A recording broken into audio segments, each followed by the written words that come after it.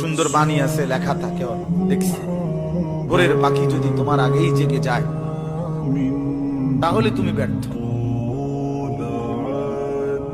ভোরের পাখি যদি তোমার আগেই উঠে যায় তুমি ব্যর্থ।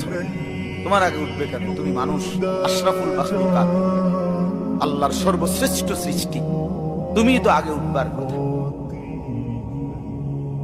তোমরা এই কি জীবন বাছাই করে নিছো ছেলেরা, তোমরাই বলতে পারো বাবা।